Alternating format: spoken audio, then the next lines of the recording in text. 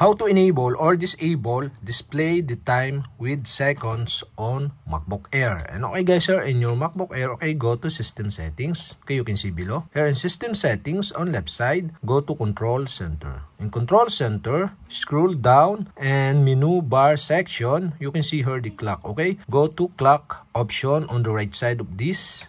Okay, you can click this and the pop-up will show. On pop-up, you can see the display the time with seconds. And the display the time with seconds is disabled. To enable this, okay, you'll have to do is switch on the switch button on the right side. And after that, click done to save.